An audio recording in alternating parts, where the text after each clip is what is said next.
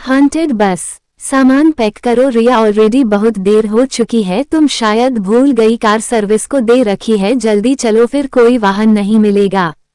अपने folder colours तेजी से समेटता हुआ आशीष बोला। अरे बाबा बस हो गया, कल की एग्जीबिशन के लिए कुछ तैयारियां रह गई थी, वह निपटा रही थी। तेजी से आगे बढ़ते आशीष का पीछा करती हुई रिया लपकती हुई उसके पीछे भागती हुई बोली।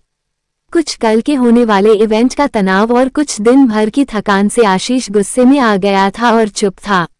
ऐसा करना आशीष, तुम अपनी अभी एक सेल्फी निकाल लो, कल एग्जीबिशन के गेट पर लगा देंगे, तुम्हारा फूला हुआ मुंह देखकर आने वाले दर्शक समझेंगे इस एंटीक पीस की तरह अंदर के 8 पीसेस भी एंटीक ही होंगे। रिया ने यह बात इतना गंभीर मुख बनाकर कही कि आशीष की एकदम से हंसी छूट पड़ी। अब ये प्यारा युगल आर्ट गैलरी के कॉरिडोर से होता हुआ सड़क पर हाथ में हाथ डाले आ गया था। आशीष और रिया की मुलाकात फाइन आर्ट्स में डिप्लोमा करते हुए हुई थी। बेहद प्रतिभाशाली दोनों एक दूसरे के गुणों से जल्दी ही अवगत हो गए और अपनी पढ़ाई के पूरे होते होते दोनों ने साथ जीवन बिताने का फैसला कर लिया था। अपनी इस आर्ट स्टूडियो को बहुत मेहनत से दोनों ने खड़ा किया था और अब इस संस्थान में अनेकों छात्र अपनी प्रतिभा को निखारने आते थे। कल का दिन दोनों के लिए बहुत खास था क्योंकि वह अपनी जीवन की पहली आर्ट एग्जीबिशन लगाने वाले थे। आशीष देखो, कैब बुक कर लेते हैं। सड़क पर पसरा सन्नाटा देखकर रिया थोड़ी चिंतित होते हुए बोली। रिया की बात को मानकर आशीष अपना फोन निकालने ही वाला था कि तभी सामने से एक बस तेजी से आकर रुकी। बस रुकते ही बस का दरवाजा झटके से खुल गया। बस में अंदर झांकते हुए आशीष ने पूछा, सिविल लाइंस जाएगी क्या ये बस? अंदर बैठे भावहीन चेहरे वाले व्यक्ति, जो शायद कंडक्टर था, ने कहा, हाँ। उसका गंभीर चेहरा देखकर आशीष कुछ सोच ही रहा था कि रिया उसका हाथ पकड़कर तेजी से बस में चढ़ गई। अरे वाह, जल्दी चलो। बस पूरी भरी हुई थी, बस बैक सीट खाली दिखाई दे रही थी। दोनों तरफ की सीट की बीच बनी लेन से गुजरते हुए दोनों पीछे तक जा पहुंचे। उस लेन से गुजरते हुए आशीष ने एक बात महसूस की कि सभी के चेहरे नीचे झुके हुए थे। पीछे बैठे हुए आशीष ने यह बात जब रिया को बताई तो वह बोली, रात का समय है, ज्यादातर लोग सो ही रहे होंगे।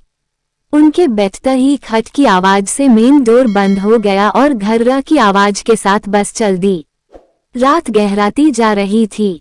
रिया के साइड में एक करीब 10-12 साल की एक लड़की बैठी थी। रिया उसको देखकर मुस्कुराई लेकिन वह पत्थर की तरह बैठी रही। उसकी मासूमियत बरबस रिया का ध्यान अपनी ओर खींच रही थी। कला की पारखी रिया उसे जल्दी से जल्दी अपनी ड्राइंग शीट पर उतारना चाहती थी। थोड़ी देर शांति रही, बस भी तेजी से दौड़े जा रही थी। लड़की को सपाट अपनी तरफ देखते देख रिया उससे बात करते हुए बोली, हेलो बेटा, आप अपना स्केच बनवाओगी? लड़की अब भी शांत थी। हाँ, उसने हाँ में सर हिला दिया था। धीरे धीरे बस में अजीब सी आवाजें आने लगी, जैसे कि शायद कोई रो रहा था। धीरे धीरे आवाज बढ़ने लगे। घबराकर आशीष ने अपने से थोड़े आगे वाले यात्री से पूछा, जो सिर झुकाए बैठा था, क्या हुआ, ये कैसी आवाजें आ रही हैं? जैसे ही उस व्यक्ति ने सिर उठाया, उसका आधा चेहरा जला हुआ था। देखकर रिया की चीख निकल गई।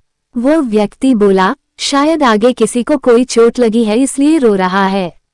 धीरे धीरे बस में रुदन बढ़ता जा रहा था। रिया ने देखा बराबर बैठी लड़की का चेहरा पूर्व पत्थर समान ही था, लेकिन उसकी आंखों से लाल आंसू बह रहे थे। आशीष और रिया अब पूरी तरह से घबरा चुके थे। आशीष ने खड़े होकर जोर से चिल्लाना शुरू कर दिया, बस यही रोक दो, हमें ही उतरना है। लेकिन बस थी कि रुकने का नाम नहीं ले रही थी।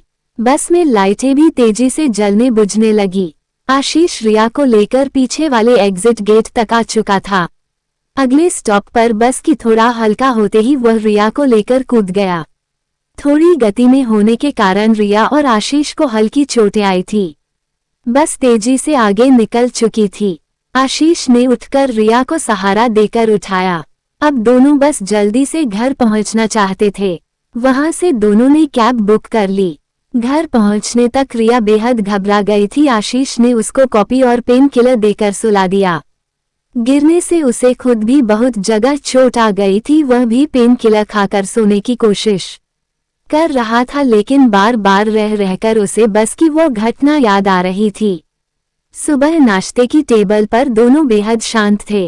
रात की घटना से अपना ध्यान हटाकर आज के अपने बहुप्रतीक्षित इवेंट में ध्यान लगाना चाहते थे। बस आशीष ये बोला, वो कोई साधारण बस नहीं थी, वो जरूर हॉन्टेड बस थी। रिया हंस पड़ी, अरे तुम कब से बातों को मानने लगे? लेकिन आशीष अब उसकी किसी बात का उत्तर देना नहीं चाहता था। आज गैलरी जगमगा रही थी। आशा के विपरीत अप्रत्याशित भीड़ को देखकर दोनों बहुत खुश थे। आशीष दौड़ दौड़कर सब व्यवस्था देख रहा था। रिया आए मेहमानों के एक समूह को किसी आर्ट पीस की विशेषताएं बताने में मग्न थी, तभी उसने देखा वह बस वाली लड़की उसकी तरफ आ रही थी। उसको देखकर रिया तेजी से उसके पास गई। तुम यहाँ कैसे? पूछने पर वह लड़की बोली, आपने ही तो कहा था कि तुम्हारा स्केच बनाना है, तो मैं बाबा के साथ आई हूँ। अरे बुलाओ बाबा को, कहाँ है वह? रिया ने एंट्रेंस की तरफ झांकते हुए पूछा। वो मुझे छोड़ गए हैं, आप तब तक मेरा स्केच बनाए, अभी आते होंगे। रिया बोली, अच्छा आओ बैठो। कहकर उसने अपनी एक स्टूडेंट से लड़की के लिए चॉकलेट लाने को कहा। उसने आशीष को भी मैसेज कर दिया कि वो वहां आ जाए। वह जल्दी से जल्दी आशीष को दिखाना चाहती थी कि देखो ये लड़की आई थी। आशीष मन में उस बस के लिए गलत बात पाले बैठा था। रिया उस लड़की को बिठाकर स्केच बनाने लगी। मैडम ये चॉकलेट किसको देनी है? चॉकलेट लेने वाले स्टूडेंट्स ने जब रिया से पूछा तो रिया बोली, अरे इस लड़की को, और उस लड़की की तरफ मुंह करके बोली, अरे बेटा मैं तो आपका नाम पूछना ही भूल गई। तब तक आशीष भी आ चुका था। वह बोला, किससे मिलवाना है? वो परेशान था, उसके हाथ में अखबार था। मैडम आप किससे बात कर रही है? यहाँ तो कोई भी नहीं है। रिया को चॉकलेट देता हुआ वह स्टूडेंट आगे चला गया। अब रिया के माथे पर पसीना आ गया था। देखो रिया, हमरा जिस बस में बैठे थे उसका कल सुबह ही एक्सीडेंट हो गया था और सारे यात्री मारे गए थे। आशीष की आवाज उसके कानों में दूर से आती महसूस हो रही थी। सामने बैठी लड़की मुस्कुरा रही थी। कोई मुझे नहीं देख पाएगा, सब भूत समझते हैं ना मुझे।